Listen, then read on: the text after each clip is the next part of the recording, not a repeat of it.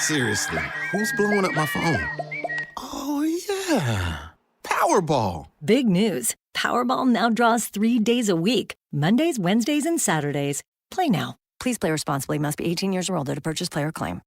Spring it on with 40 to 70% off almost everything at Gap Factory and GapFactory.com.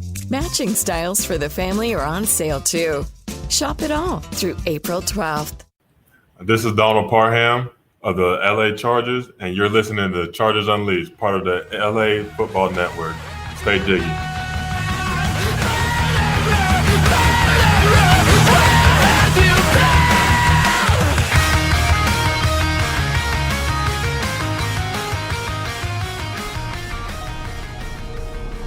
You have to be really intentional about putting a team together. Crawled out of the pond and started screaming. How good is Joey Bosa? Herbert, rolling, looking, throwing, end zone, touchdown, it's intercepted. Derwin James. Derwin was there. You got to be on a mission every day in the NFL. But even more than that, you got to be on a mission together. Great hands, Keenan Allen. The Los Angeles Chargers select Rashawn Slater. Asante Samuel Jr. Stop. Oh, I'm stopping y'all boys. That's what I'm intercepted. Picked up by Michael Davis. Explosion. Explosiveness from Eckler. There's Murphy. Boy, he blew that up, didn't he? It is picked off. Nasir Adderley. 50-50 ball is 100%. Mike Williams. Ochena Nwosu. And that will end it. Time to bolt up. Welcome to another episode of Chargers Unleashed. Dan Wolkenstein here with you from the LAFB Network. You can find us on Instagram, Facebook, and on Twitter at LAC_Unleashed. If you're looking for year-round Chargers content, special guest episodes, be sure to subscribe to us on YouTube as well as wherever you find your podcasts. This episode is brought to you by Golden Road Brewing, MyBookie, UFC Fit in Temecula, as well as Charger Bolt Family. If this is your first time tuning in, welcome and thank you for checking us out. We've got such a fun show for you today. Fresh off the bye week, huge game against the New England Patriots. Super excited today as we have an incredible guest who has been balling out, having a career year for your Los Angeles Chargers. Beat Alabama to win the national championship while at Clemson, putting DBs on posters throughout his career. Absolutely setting the field on fire this year, going absolutely ballistic for the Chargers. Mr. Holada, Mr. Born Ready, Mike Williams is kind enough to join us on Chargers Unleashed. Mike, welcome to the show. How are you? How's the family? How are you feeling after the bye week? I'm good. It was a pretty good bye week. I feel like it was needed. Got to relax, reset, and feeling good this week. What's a bye week like for you? What do you do? Play the game a lot. Yeah, I relax, play the game a lot, and just chill. That's kind of what I do. I don't really do too much. I just kind of relax. Play the game like on the sticks? Like what games you playing? Yeah, I play Call of Duty. Okay, I did see. I watched your video of playing of the paintball. I was dying laughing the entire time. Oh yeah, that was fun. That was fun. We got to get there. We got to go out there again after the season. Yes, please. Yes, please. All right, so. Thanks again for joining us. We got so much to cover. We'll get into this week's matchup versus the Patriots. Of course, we'll talk about your breakout season, the new coaching staff, some of your teammates going into this contract year for you. And then we'll obviously get to know you a bit more off the field with some fun rapid-fire questions, get you in the hot seat. But let's start off just kind of with this year for you. Like, you've been going crazy this year and are on pace to shatter basically every single statistic of yours for a season. Grabbing headlines across the country. Your pinned tweet on Twitter is "Respect is earned, not given." What do you attribute to as like the biggest motivators for you personally in success so far this year? I feel like hard work over the years. That's probably the main thing. I feel like I put a lot of work in since I was a kid, through high school, college, to get me to this opportunity. And I feel like that's what I contributed to, just hard work over the time, not taking anything for granted, just continue to put the work in every day and get better every day. There you go. You've been one of the players that has really seen a big change, probably the most change of any player on this Chargers team, you could argue, in terms of like your role. And we talk about it all the time, but you're not being used in multiple ways. The new offense, you're not just kind of like the deep ball guy.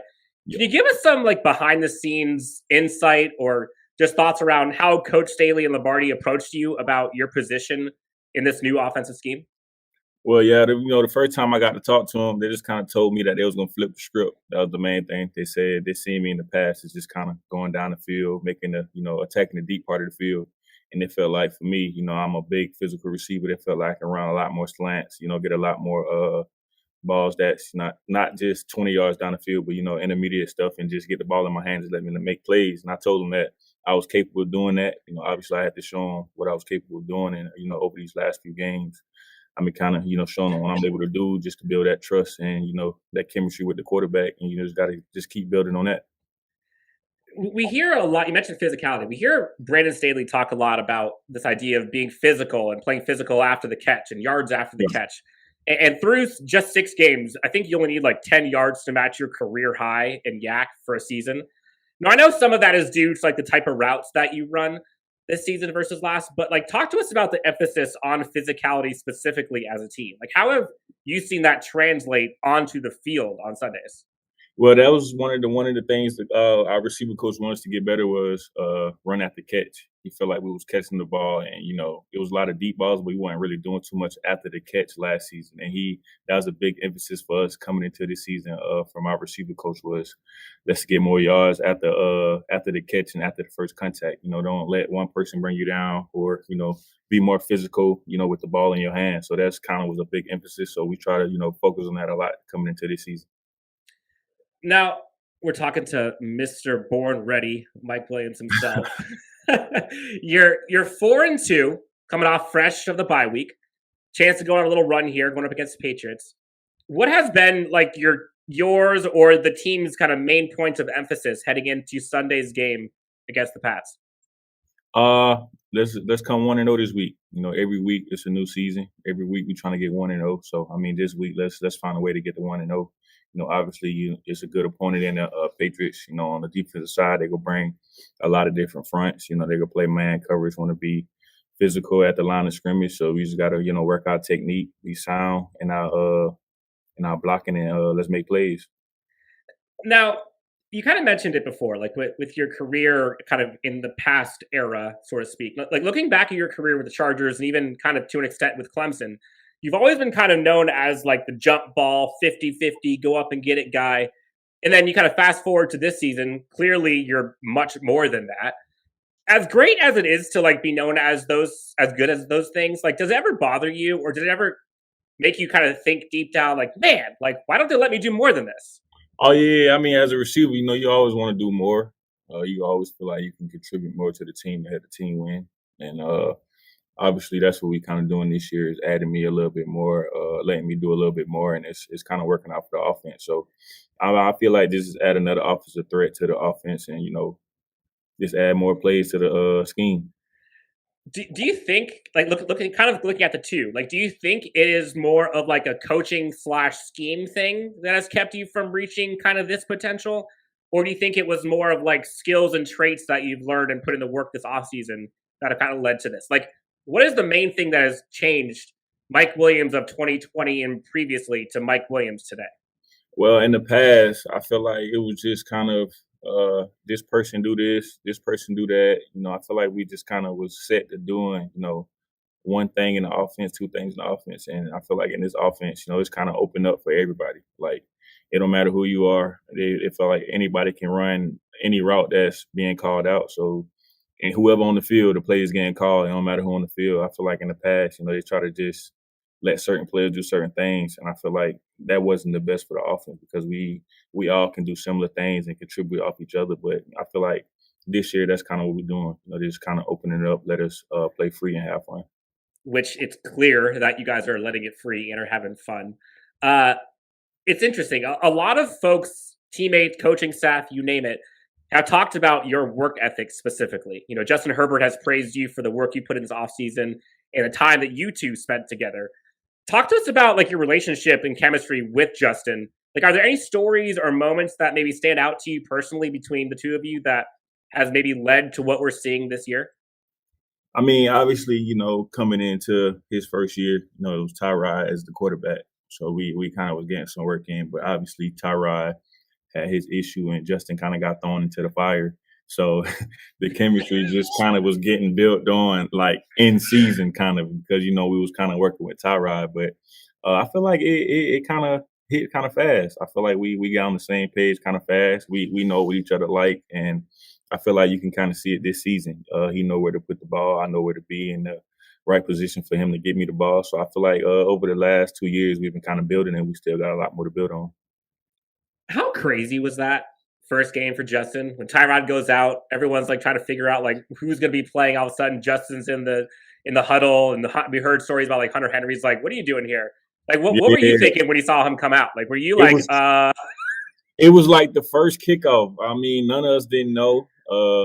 We got in the huddle to go on the field, and it was like something happened to Tyrod. Like, we can go out there with Justin, and I mean.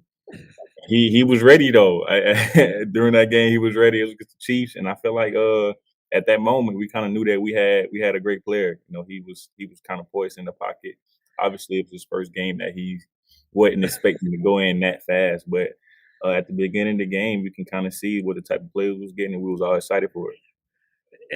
Unreal how that game unfolded, and then you look at his rookie year. It's like this is insanity. Now, you play wide receiver. I know you've played different positions back in high school and college, even different sports. So let's talk about kind of the wide receiver position specifically and kind of take us between the lines as a wide receiver on game days. Like, you're lining up. Like, what goes through your mind as you come up to the line, like pre-snap? Like, what are you, diagnosing? Like, what are you looking for the defense? And what are the steps that you kind of take mentally between when the play is called and when the ball is snapped? Oh, well, first of all, when I line up, I kind of see where the corner on top of me at and the safety at. That can tell a lot, whether it's too high, one high, where the corner leverage at. Obviously, we want to gain leverage, attack leverage to get open on the route. So that's kind of the main thing I look at: corner safety, what leverage he's giving me, how I'm going to attack it, get open and make a play. And making plays, already having, I think it's 6 touchdowns already for your season. I mean, you're breaking pretty much every single season record that you have for yourself in like 9 games, it seems like. So clearly you're doing something right with that pre-diagnosis. Yeah. All right. Are you ready for some rapid fire questions to get to know you a bit more, have some fun, let loose a bit? Yeah. That's cool. All right. Let's have some fun with this. All right. So something I've noticed personally is the sauce that you have after the play with kind of the handles and between the legs moves you do with the ball. Is that just like a nod to your basketball skills? Like, could we see you in the NBA one day, or is that just kind of like a habit? That's a habit. I was kind of doing that since like high school, I think. And that's just from my background in basketball. But it's a habit. I never really noticed it no more. My homeboy still kind of pointed it out to me, but yeah, that's just a big habit. Okay. I say all the time, I'm like, man, he just wants to go try out for the NBA, it seems like. Let's talk about famous duos. Obviously, we got you and Keenan. We've got Batman and Robin. It could be Batman and Batman. Brennan Huff and Dale Doback, if you like Step Brothers. We got Shaq and Kobe. What dynamic duo would you and Keenan be? Ooh. It's tough. I don't know. I like that Shaq and Kobe. I like that one. So would you be Shaq? Yeah. You be Kobe? Who's who? I'll be Shaq. He can be Kobe. Yeah, I'll take that. Yeah, we can do it like that. There you go. All right. Yeah. Now, it's funny. Earlier, I was actually watching some of your career highlights at Clemson, and it was just unfair, it seemed. Favorite victory as a football player? Like, obviously, you beat Alabama in the national championship. Beating Kansas City in Arrowhead, kind of silencing that crowd. The Baltimore Ravens victory in the playoffs. So far to date, college, pros, favorite victory as a football player? I'll probably say the national championship. Obviously, the school hasn't seen the championship in a long time since we won it. It was like 1981 or something like that. So I feel like, that was probably one of the biggest moments, the national championship. That game was wild. All right. So we've heard that you have played in different sports besides football. You've played in baseball or basketball. If you didn't play in the NFL, which sport would be your kind of next best chance at success? Baseball or basketball? Ooh, that's tough. I don't know. Basketball players got tall. Like basketball was what I really wanted to do, and I feel like I've been the same height since like 8th grade. Like, I thought I was gonna be like 6'9" or something. But I don't know. Baseball, I feel like I could play baseball though. I was pretty good in baseball. I feel like I could be like a good center fielder, cover range in the back, out there in the outfield. Yeah, I feel like MLB. Are you better? Are you better on defense in baseball or better on offense? Better with the glove? I don't know. I hit a lot of home runs. I was like one of them big dudes who used to hit all the home runs. Like you're one of the big dudes in 8th grade, and then once you get to college, you're like, wait. Yeah, I hit a lot of home runs, but I mean, I feel like it would have been a little different though. I feel like I don't know. I was pretty good in baseball though. I see the ball, hit the ball for sure. But yeah, now it's see-ball, grab ball. I haven't swung a bat since since high school though. So I would have to really start working back on that. I think we have an idea. I think you need to talk to the team and have do a segment where all of you guys go to the batting cages and just record. Oh yeah. I got a bet with my coach and Keenan. They said if I get 10 pitches from a major league pitcher that I can't hit one. So that's like a bet right now. So who are you getting? After the season, we're gonna do that. Okay. Yes, sir. I'm betting over. I'm betting over for you. Yeah, I'm gonna hit at least one ball. One ball out of 10. You can do it. You can do it. No, all right. Let's call someone out. Favorite defender to go up against in the NFL? Ooh, I don't know. Favorite defender to go up against? I don't know. I like playing against dudes I went to college with. I feel like it's kind of like trash talking, but we know each other, so it's like funny. You know what I'm saying? Yeah, it's trash talking, but you're slapping the better. It ain't like serious trash talk to where I'm gonna fight you after the game. It's just like trash talk. Like we was kind of doing this since college. But yeah, I played against J-Ron Curse this year. He from on the Cowboys, and we was kind of just having fun out there, laughing, playing, kind of talking trash back to each other. But yeah, I just like talking to having fun with the dudes I went to college with. Just kind of talking trash to each other like that. What kind of trash? What kind of trash are you talking? Like, are we talking like Joey Bosa type trash? Are we talking like Keenan trash? Like, what's your trash talking forte like? I don't know. I feel like what's Joey Bosa type talking trash? Keenan nasty with it. So I wouldn't say I talk like Keenan. I don't know. It's kind of like having fun, like talking trash to your little brother or like your big brother or something like that. Yeah, something like that. Yeah. Okay. I'm looking at your hat. Sorry, I was trapping. Give us the lowdown on that. What's that about? Hey, it was my homie kind of started this, and I felt like I was grinding in the off season, putting in the work, and that's kind of what it means. And I was putting in the work. It's paying off. Everybody realizing it. So yeah, sorry. Love it. Shout out to the homeboy. All right, so 2 questions left for you. Let's get out of here.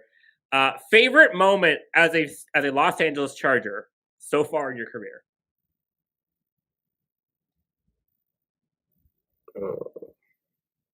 That's tough. I don't know. I got a lot of favorite moments.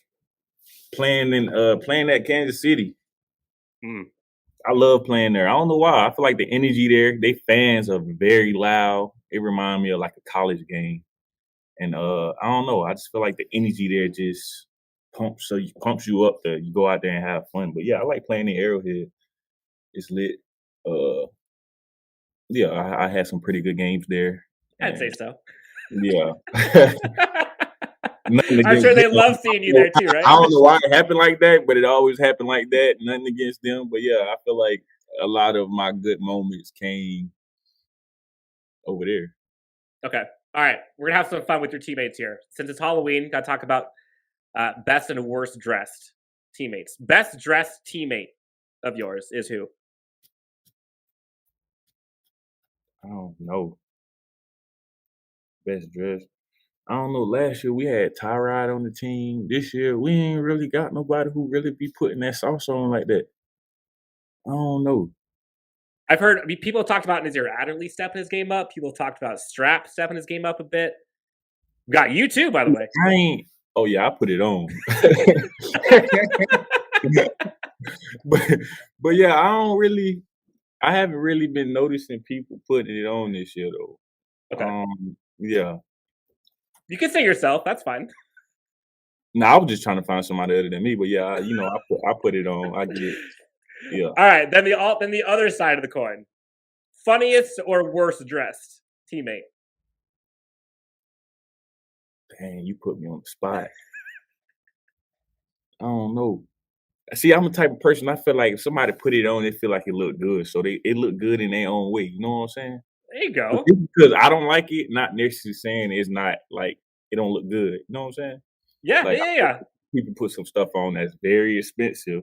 It might be Louis, Gucci, Balenciaga, but I might not like it. Somebody can have on something from Urban Outfitters and I like it. Like, I'm not the type of person just because it's expensive, I'm gonna put it on. I just like pieces and put it together and wear it. But yeah, that's a very good like Switzerland like response. I you like feel that. me? Yeah, I like that. It look good in your own way, so I respect it. But yeah, I won't say I don't.